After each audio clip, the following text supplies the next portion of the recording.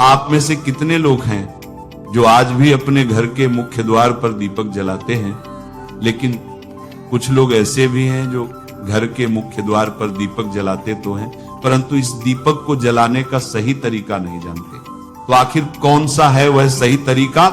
क्या हम गलत तरीके से जलाते हैं और उसका परिणाम भी हमें गलत ही भोगना पड़ता है? आज मैं आपको शास्त्रों के हिसाब से जो सही तरीका है जिससे कि आपके घर में बरकत होगी, धन दौलत से तिजोरी भारी रहेगी, और वहीं आपके घर में तंत्र जादू टोना जैसा कोई काम आपके घर में कभी ना कोई करने की सोच भी नहीं पाएगा। इसके लिए आप सभी को अपने 5 मिनट का समय, बहुत ही कीमती समय जो श्रद्धा और आस्था पर निर्भर करता है, परंतु शाम के समय दीपक घर पर जलाना हमारे घर से नकारात्मक शक्तियों को दूर करता है और वही सकारात्मक शक्ति को आकर्षित करता है।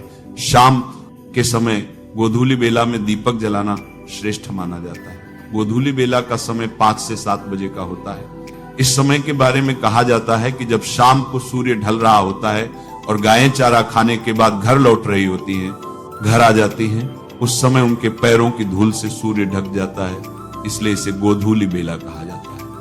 इस समय आपको ये दीपक जलाना चाहिए। दीपक जलाते समय आपको एक काम जरूर करना चाहिए, सीधे दहलीज पर इसे बिल्कुल भी नहीं जलाना चाहिए। दीपक को सीधे दरवाजे, मुख्य दरवाजे के एकदम सामने बिल्कुल भी नहीं जलाना चाहिए। लेकिन कहां जलाना चाहिए? पहले अपने पूजा के मंदिर में जलाएं, और मंदिर में एक साथ 3 दीपक आपको जलाना है। एक दीपक पूजा के मंदिर में लगेगा, दूसरा दीपक आपको तुलसी जी के पास रखना है, और तीसरा दीपक आपको हनुमान चालीसा की यह चौपाई, उसे बोलते हुए आपको अपने मुख्य द्वार पर तीसरे दीपक को लगा देना है। चौपाई कौन सी है? ध्यान से सुनिएगा। भूत पिशाच निकट नहीं आवे, महावीर जब नाम सुनावे। इसे बोलते हुए पहले आप उस दीपक को अपने घर में, हर एक कमरे में, पूरे घर में उसे घुमाएं। दहलीज को, जो दहलीज है उसके बाहर की ओर आप इसे रखिएगा।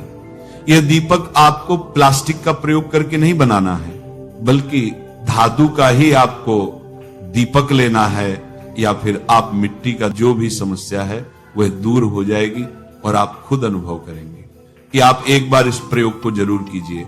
आपके घर में इतनी बरकत आएगी कि आप संभल नहीं पाएंगे। घर का बच्चा बच्चा सुरक्षित रहेगा, किसी की काली नजर, बुरी नजर आपके घर परिवार पर नहीं पड़ पाएगी, और आप दिन दुगनी रात चौगुनी ही तरक्की करेंगे।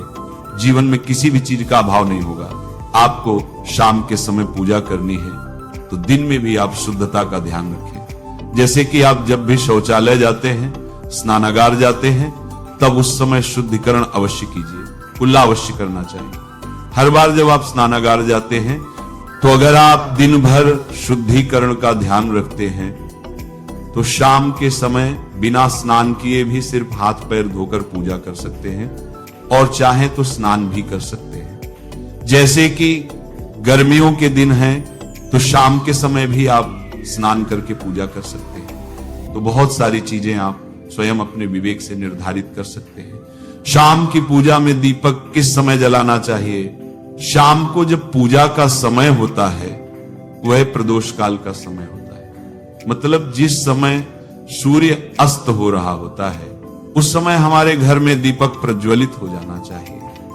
अब जैसे कि आप लोगों के प्रश्न आते हैं कि शाम को कितने बजे दीपक जलाना चाहिए, तो देखिए, शाम को सूर्यास्त का समय हर मौसम में अलग अलग होता है। जैसे कि सर्दियां चल रही हों तो 5:30 बजे तक भी सूर्यास्त हो जाता है। जैसे गर्मियों का मौसम है तो 6:30 से लेकर 7:00 बजे तक सूर्यास्त का समय होता है। कई शास्त्रों में बताए गए हैं।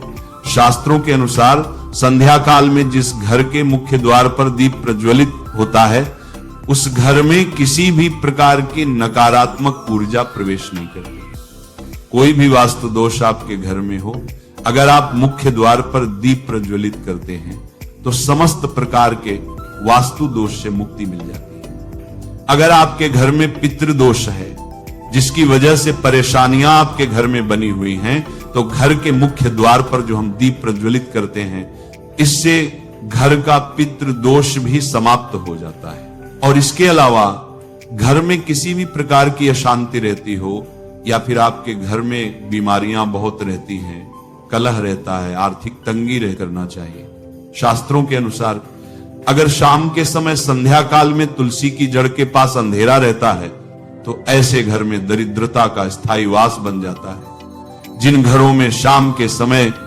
तुलसी के पास दीप प्रज्वलित किया जाता है, ऐसे घर में लक्ष्मी का वास होता है। श्री हरिविष्णु सहित महालक्ष्मी ऐसे घरों में वास करती हैं। तो आपको प्रयास करना चाहिए कि शाम के समय तुलसी के पास एक दीपक अवश्य प्रज्वलित करें। अब बात करें अगले दीपक की, तो शाम के समय अपने घर के ईशान कोण में, मतलब जहां पर भी आपने अपने घर का मंदिर बनाया हुआ है, उसी स्थान पर घर के मंदिर में एक दीपक अवश्य प्रज्वलित कीजिए। 2-3 दीपक आपको प्रतिदिन अवश्य प्रज्वलित करने चाहिए। और अगर आप तीनों दीपक प्रतिदिन प्रज्वलित करते हैं तो विश्वास रखिए आपके घर की बहुत सारी परेशानियां स्वयं ही समाप्त हो जाती हैं। और अब बात करते हैं अगले प्रश्न के बारे में, जो आप लोगों के हमेशा प्रज्वलित करते हैं या फिर घर में जो दीप प्रज्वलित किया जाता है। तो एक चीज का ध्यान रखना चाहिए, कभी भी दीपक को सीधे जमीन पर नहीं रखा जाता है। दीपक रखते समय प्रतिदिन दीपक के नीचे थोड़ा सा आप चाहे तो चावल रख सकते हैं या फिर आप चाहे तो थोड़े से पुष्प रख सकते हैं। और हां, अगर आप दीपक के नीचे चावल रखते हैं तो इस बात का आपको ध्यान रखना है कि चावल अखंडित होना चाहिए, क्योंकि ऐसा माना जाता है कि अगर टूटे हुए चावलों का प्रयोग हम पूजा में करते हैं किसी भी प्रकार से, चाहे दीपक के नीचे रखकर करते हैं या फिर अक्षत के रूप में करते हैं, तो इससे घर में दरिद्रता आती है। इसीलिए अखंडित चावल होने चाहिए अगर आप दीपक के नीचे रखते हैं तो।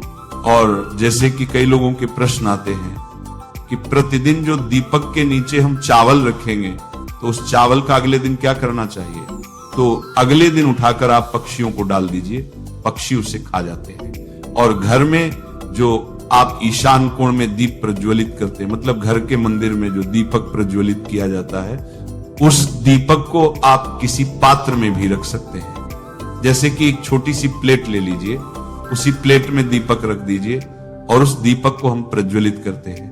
मतलब घर के मंदिर में जो दीपक प्रज्वलित करेंगे वह आप किसी पात्र में भी रख सकते हैं, लेकिन सीधे जमीन पर आपको कोई भी दीपक नहीं रखना, इस बात का ध्यान रखिए। और आपका अगला प्रश्न है कि शाम की पूजा करते समय किस मंत्र का जाप करना चाहिए। दीप प्रज्वलित करते समय दीप जलाने का मंत्र क्या होता है? तो देखिए, दीप जलाने का मंत्र मैं आपको बता देता हूं। आप अगर जप सकते हैं तो जप कीजिए, लेकिन अगर आप मंत्र नहीं जाप पाते हैं तब भी शाम के समय जब दीपक प्रज्वलित करते हैं उस समय आप किसी भी मंत्र का जाप कर सकते हैं। जैसे कि आप चाहे तो माता रानी, कृष्ण कन्हैया के किसी मंत्र का जाप कर सकते हैं। आपके कोई इष्ट देवता हो तो उनके मंत्रों का भी जाप कर सकते हैं। दुर्गा चालीसा या हनुमान चालीसा का पाठ करते हुए भी आप दीप प्रज्वलित कर सकते हैं। जरूरी नहीं है कि आप दीपक जलाने वाला मंत्र ही पढ़ें, किसी भी मंत्र को पढ़कर आप दीप प्रज्वलित कर सकते हैं, संध्या वंदन कर सकते हैं। क्योंकि शास्त्रों में कहा गया है कि मौन रहकर कभी भी पूजा नहीं करनी चाहिए। जो भी शुभ कर्म होते हैं वह मंत्र उच्चारण के साथ ही संपूर्ण किए जाते हैं, इसलिए मंत्र उच्चारण आवश्यक है।